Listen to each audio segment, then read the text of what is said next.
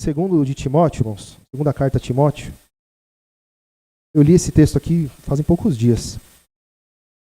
Glória a Jesus. Irmãos, Deus é fiel? É fiel, não é? Quem já viu uma placa do caminhão assim, bem grande, ó? Deus é fiel. No vidro do carro, Deus é fiel. E em muitos lugares as pessoas usam esse adesivo, Deus é fiel, Deus é fiel.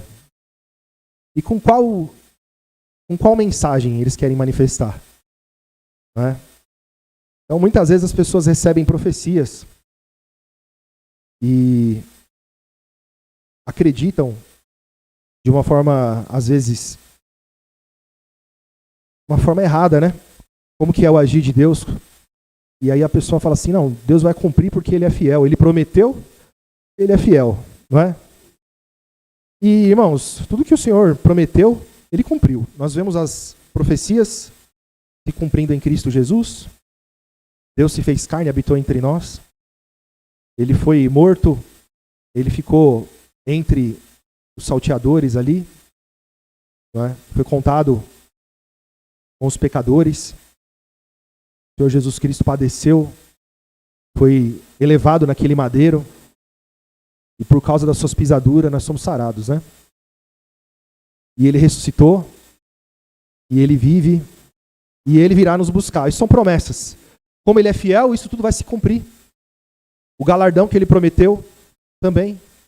A vida eterna, as moradas celestiais, e também as tribulações, as tentações, as perseguições, que não vêm dele, mas que Ele avisou, Ele nos preparou, que viriam sobre a igreja. Não é? Ele disse que essas coisas aconteceriam e se cumprem. E o que o Evangelho ensina, e o que a palavra ensina, o Senhor Jesus Cristo disse que quando Ele fosse, enviaria o Espírito Santo e Ele nos faria lembrar de tudo. E é o Espírito Santo que nos faz lembrar de tudo. E nos ensina todas as coisas. Ele disse que enviaria o Espírito Santo, não disse? Ele disse, nós viremos a vós, eu e o Pai, faremos em vós morada. Ficaremos convosco, não vos deixaremos a sós. Vocês não ficarão sem Pai. E o Espírito Santo foi enviado. E, mais uma vez, mostra que Ele é fiel. Porque Ele disse também, né? Eis que estarei convosco todos os dias, até a consumação dos séculos. E Ele estando conosco todos os dias, até a consumação do século, acontecem muitas coisas que Ele já disse que aconteceria. Ele não deixa de ser fiel. O que acontece é que nós, muitas vezes, desenhamos na nossa cabeça, criamos uma mensagem, uma promessa, algo que não é de Deus. É a sua vontade, ou é uma mentira que alguém te contou. E muitas vezes você fica repetindo que Deus é fiel, que vai acontecer isso, que vai acontecer aquilo. E muitas vezes, irmãos, não acontece, e não é porque Deus não é fiel. É nós que estamos sem entendimento. Não é? Glória a Jesus. Vamos ler, irmãos, 2 de Timóteo, capítulo 2, a partir do verso 1. Tu, pois, meu filho, fortifica-te na graça que há em Cristo Jesus. E o que de mim, entre muitas testemunhas ouviste, confia-o a homens fiéis, que sejam idôneos, para também ensinarem aos outros.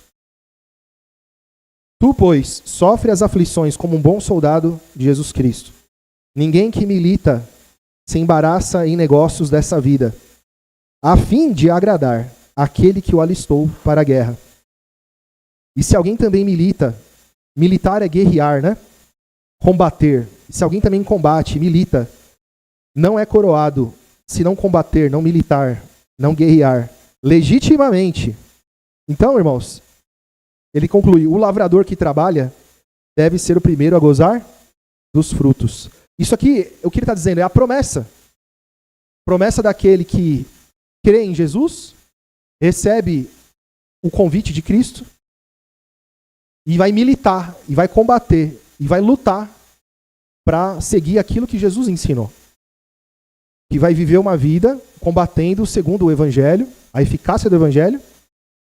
E é certo que aquele que trabalha, como ele diz aqui o exemplo do lavrador, o lavrador que trabalha deve ser o primeiro a gozar dos frutos. Então, é certo que a promessa de Deus, que é fiel, vai se cumprir. Mas há o quê? Combate, a luta. E a luta não é qualquer luta, ela tem que ser legítima, verdadeira. Então, o que não dá é nós lutarmos uma luta falsa. Combater um combate que não é o combate de Deus. Que é o que muitas pessoas que não têm entendimento fazem.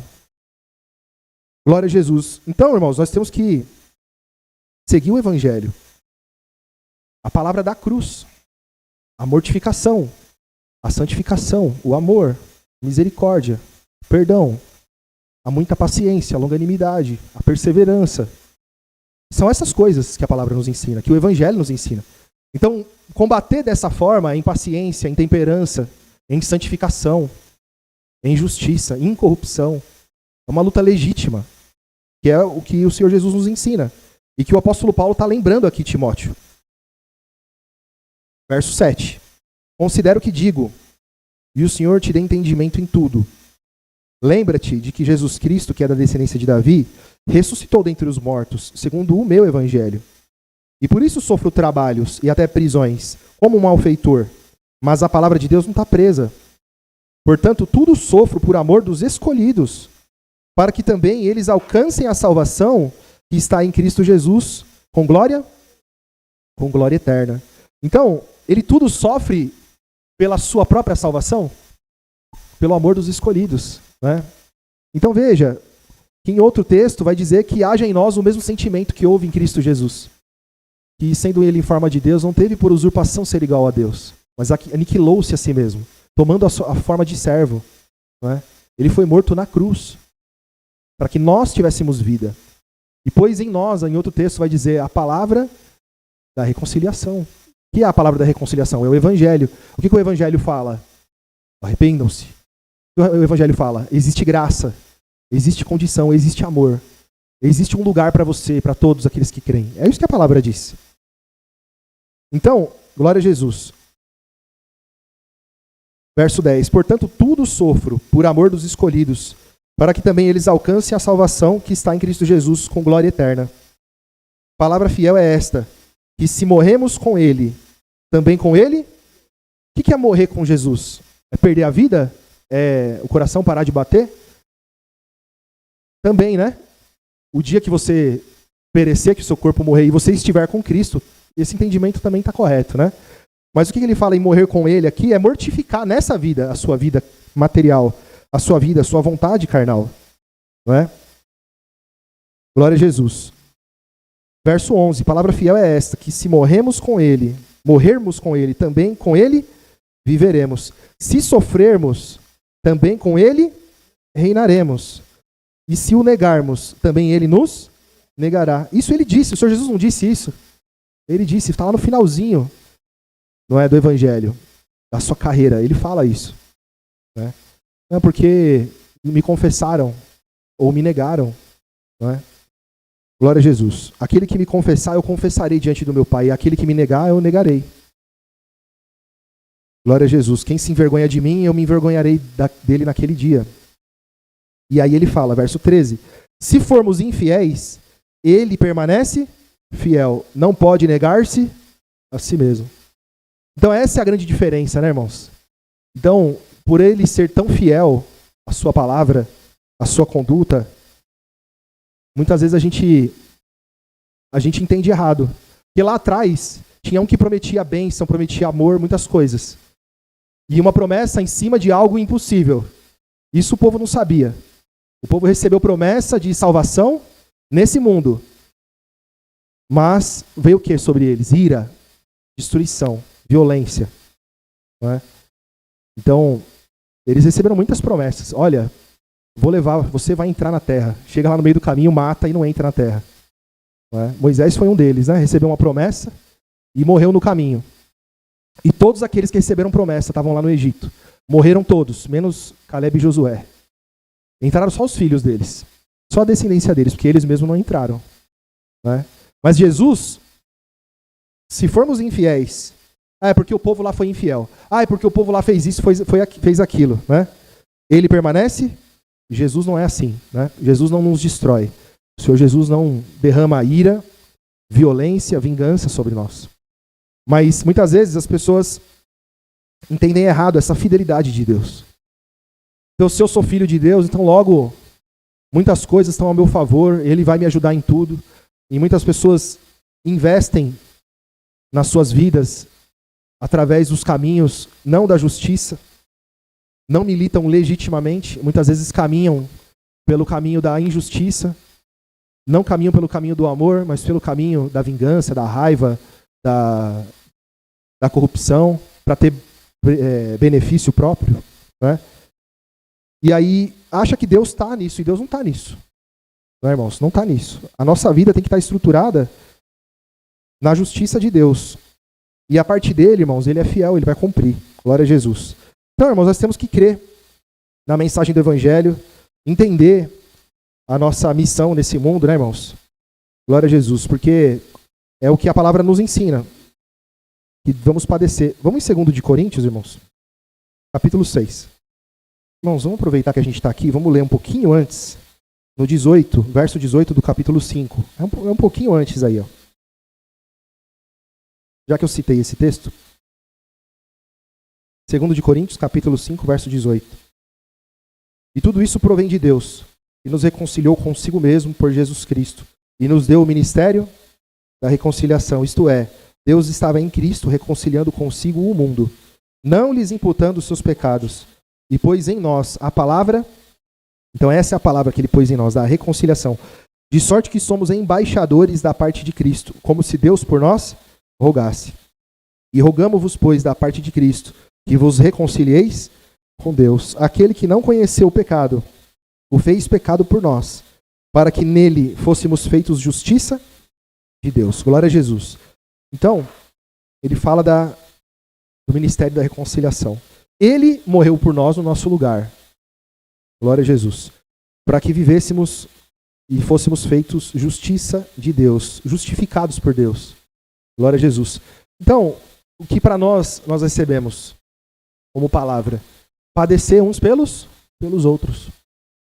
Padecer nesse mundo injustiça. Padecer nesse mundo sofrimento, abatimento. De muitos lados, de diversas formas. E perseverar, e acreditar, e prosseguir. Glória a Jesus. Verso 1, capítulo 6, irmãos. Aqui agora vamos voltar aqui pro capítulo 6, né? Verso 1 diz assim: E nós, cooperando também com ele, vos exortamos a que não recebais a graça de Deus em vão. Porque diz, ouvi-te em tempo aceitável e socorri-te no dia da salvação. E eis aqui agora o tempo aceitável. Eis aqui agora o dia da salvação. Glória a Jesus, é uma profecia, né? Está lá em Isaías.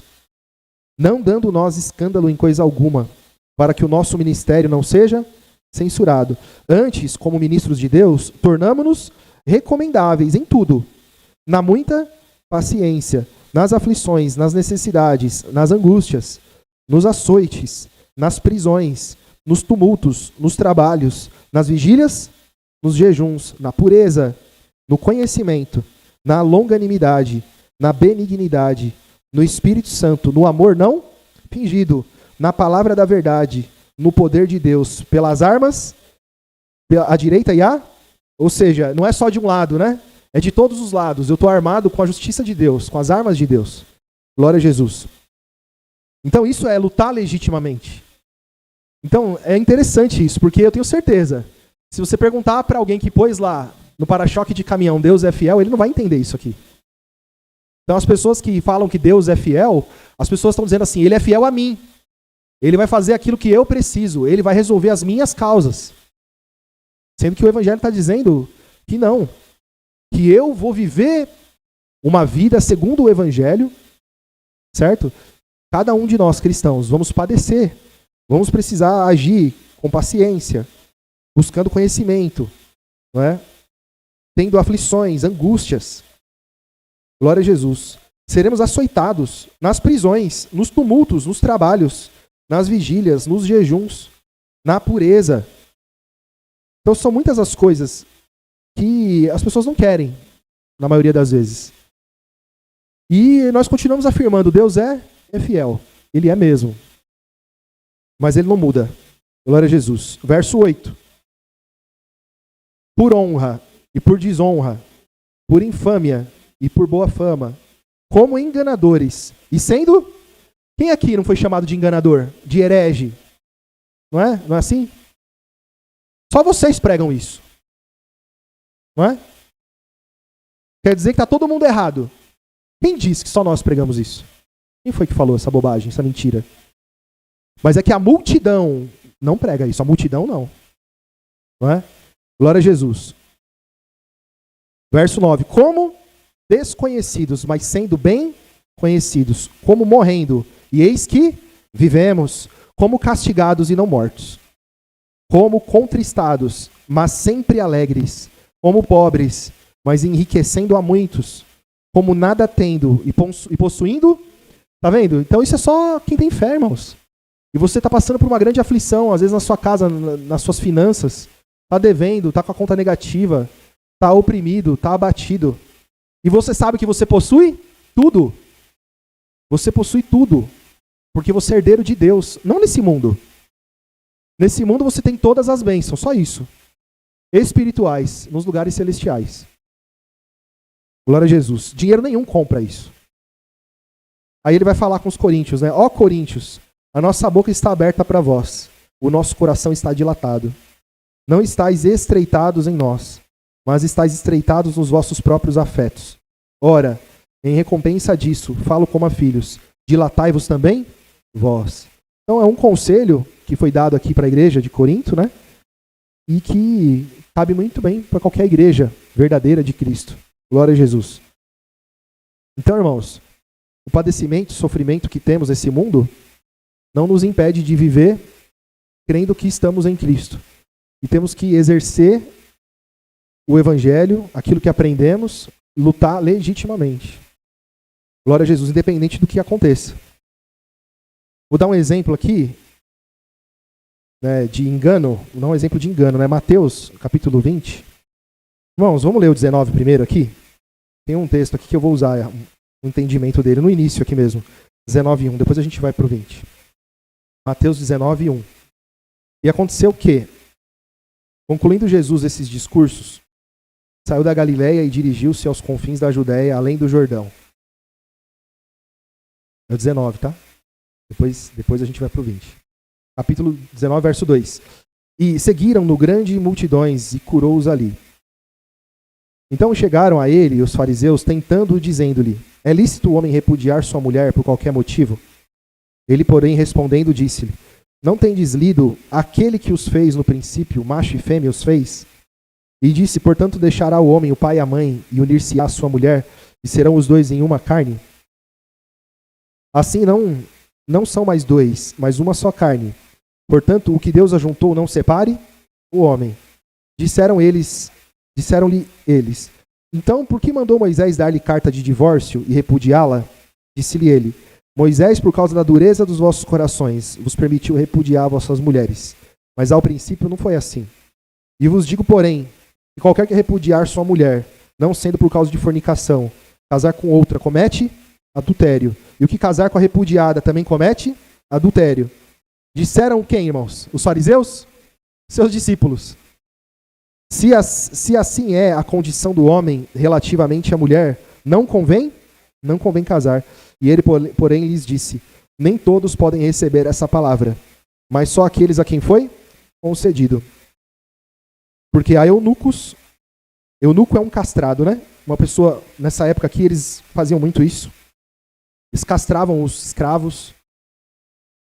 E esses eram chamados de eunucos. Então, ele vai usar esse exemplo dos eunucos, né? Verso 12. Porque há eunucos que assim nasceram do ventre, ou seja, nasceram com algum problema, de alguma forma, é como se não tivessem, né, vamos dizer assim, a atitude de homem, vamos dizer assim, né? Que hoje as pessoas chamam de outro nome, né? E há eunucos que foram castrados pelos homens. E há eunucos que se castraram a si mesmos por causa do reino dos céus. Quem pode receber isso? Recebam. Então, por causa do reino dos céus, a pessoa toma uma decisão e fala assim: não vou tocar em mulher. Como o apóstolo Paulo entendeu e ensinou à igreja. Porque se eu não tocar em mulher, eu vou ser útil para o reino, eu vou ter liberdade. Eu posso até passar necessidade. Difícil é um homem casar com uma mulher e deixar ela passar fome, né? Então, para isso não acontecer, o que ele faz? ele prioriza a vida matrimonial dele. E ele não tem tanto tempo e tanto recurso para viver pelo evangelho. Então ele pode tomar essa decisão, não vou ter mulher. Então é como se ele castrasse a si mesmo. Não é? E ele dá outros exemplos aqui. Ele falou sobre o casamento. Porque eles entenderam o quê? Poxa, se eu não posso abandonar minha mulher a hora que ela não estiver mais atraente para mim, que ela não estiver mais concordando comigo, então não compensa casar. Eu vou ter que conviver com essa mulher o resto da minha vida, suportar ela. Né? Mas pelo evangelho, Jesus disse, pelo evangelho sim. Pela verdade, sim. Então, o que as pessoas fazem nos dias de hoje? Não, Deus é fiel a mim. Então, ainda que eu erre, ainda que eu tome a decisão, eu escolhi o pecado, Deus continua comigo. As pessoas acreditam nisso. As pessoas roubam. As pessoas defraudam na empresa, em muitos lugares, para proveito próprio. E acreditam que Deus está ali e fazem festa. Olha como Deus me abençoou. Muitas vezes vivendo do prejuízo do outro. Enganando as pessoas. E fala, Deus é fiel, olha como ele me abençoou. Ele não consegue nem enxergar a injustiça, a corrupção. Então a pessoa, do nada, não exercitou a paz, não exercitou a paciência, a longanimidade, tudo que o evangelho fala. A mulher não presta para mim, fez de tudo para separar. Separou. Arruma uma outra pessoa, se apaixona, fala, graças a Deus, Deus me abençoou. E na verdade, Deus não está nisso. É injustiça. É injustiça. Então, por um momento, a pessoa, ela cria um Jesus totalmente falso, uma mensagem totalmente falsa do evangelho. Não exercitou nada do que o evangelho ensinou. Não é? Imagina a outra pessoa que foi repudiada. Muitas vezes com filho, muitas vezes numa situação de necessidade. E só pelo desprezo, só pelo abandono, né? A vida da pessoa muitas vezes é destruída, mas ela só olha para ela. Totalmente o contrário do que Jesus ensinou. O que o Senhor Jesus ensinou? Que nós vivemos pelo nosso irmão. Que nós vivemos com o ministério da reconciliação, como embaixadores de Cristo. É totalmente o contrário. Aqui no capítulo 20, acho que esse 19 ficou até melhor, né? No capítulo 20 eu ia usar o exemplo. Vou usar, tem tempo ainda. Vamos ler aqui, o capítulo 20, verso 20. Então, o que aconteceu aqui, nesse caso aqui nós vamos ler, é o que acontece com muita gente. A pessoa, ela se acha tão especial que ela acha que Deus vai mudar a conduta dele, porque isso é uma soberba muito grande que o homem tem. Né? Verso 20, ó. Então se aproximou dele a mãe dos filhos de Zebedeu, com seus filhos, adorando e fazendo-lhe adorando, imagina só, adorando, e lá nos pés de Jesus, glória a Jesus, o meu Senhor, o meu Salvador, não é? Exaltado seja, o Senhor é maravilhoso, o Senhor é o Filho de Deus. E ele diz-lhe, que quereis? E ela respondeu, dize que esses meus filhos, 2 filhos, se assentem um à tua direita e outro à tua esquerda, no teu? Olha, Senhor, eu quero que eles sejam especiais para o Senhor. Eu quero que os meus filhinhos sejam especiais, que o Senhor faça deles algo assim diferente dos demais. Eu quero eles superiores. E Jesus, porém, respondendo, disse, não sabeis o que pedis. Podeis vós beber o cálice que eu hei de beber e ser batizados com o batismo com que sou batizado? E dizem-lhe eles, podemos. Olha que soberba deles. Então veja, quem são os filhos de Zebedeu? Tiago e João. Os irmãos já leram o Evangelho de João? Que poder? Os irmãos já leram as cartas de João? Que poder? Que revelação? Não é? Então os irmãos percebem como nós somos frágeis. Aqui, ó, eles estavam sem Espírito Santo, né? Mas que coisa. Podemos. E diz-lhes ele, na verdade bebereis o meu cálice e sereis batizados com o batismo com que sou batizado. Mas assentar-se à minha direita e à minha esquerda não lhe pertence dá-lo, mas é para aqueles para quem meu Pai o tem preparado. E quando os 10 ouviram isso, indignaram-se contra os 2 irmãos. Então Jesus, chamando-os para junto de si, disse, bem sabeis que pelos príncipes dos gentios são estes dominados, e que os grandes exercem autoridade sobre eles. E não será assim entre vós. Mas todo aquele que quiser entre vós fazer-se grande, seja vosso serviçal. E qualquer que entre vós quiser ser o primeiro, seja vosso servo. Bem, como o Filho do Homem não veio para ser servido, mas para servir e para dar a sua vida em resgate de muitos. Então os irmãos percebem, é a mesma mensagem, só que com parábolas, com figuras, com fatos diferentes. É sempre a mesma coisa. O Evangelho vem nos ensinando a servir, a padecer, a sofrer, a sermos ajudadores uns dos outros e não achar que a gente é especial para Deus. Deus é fiel a mim, não é coisa nenhuma, é fiel à palavra dele. Ele não vai negar-se a si mesmo por você, não vai. A palavra dele em primeiro lugar, não é? Glória a Jesus. É isso que a palavra nos ensina. E nós sabemos disso, né, irmãos? Glória a Jesus. Então, irmãos, vamos ler. Vamos ler aqui, aproveitar que a gente está aqui, vamos em Atos. Atos 5. Esse texto também foi lido recentemente, verso 26. Então aqui, né, irmãos, os apóstolos, pelo poder de Deus, pelo Espírito Santo, curaram um paralítico, não é isso? Curaram um coxo, estavam sendo usados por Deus, a igreja crescia em número e os judeus ficaram incomodados, né? Com essa obra na vida da igreja, vendo a igreja crescer a cada dia mais. Prenderam os apóstolos, né? Verso 26. Então foi o capitão com os servidores e os trouxe, não com violência, porque temiam ser apedrejados pelo povo. Trazendo-os, os apresentaram ao conselho, e o sumo sacerdote os interrogou, dizendo: não vos admoestamos nós expressamente que não ensinasseis nesse nome, e eis que enchestes Jerusalém dessa vossa doutrina, e quereis lançar sobre nós o sangue desse homem.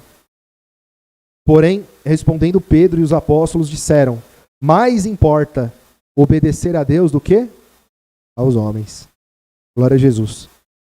Então, irmãos, os irmãos percebem que eles foram forçados aqui a combater com as armas da justiça. Eles não puderam, nesse momento, falar assim: então se é assim, vamos fechar a igreja. Se vocês nos oprimem, nos obrigam a parar de pregar, então nós vamos parar. Porque a minha vida aqui agora é muito mais preciosa. Eu não quero ser preso. Eu não quero ser perseguido. Não, ele enfrentou e falou assim: mais importa obedecer a Deus do que a vós. Glória a Jesus. Cadê o texto? 30, né? O Deus de nossos pais ressuscitou a Jesus, o qual vós matastes, suspendendo no madeiro. Deus com a sua destra o elevou a príncipe e salvador, para dar a Israel o arrependimento e a remissão, o perdão dos pecados. E nós somos testemunhas acerca dessas palavras, nós e também o Espírito Santo, que Deus deu àqueles que lhe obedecem.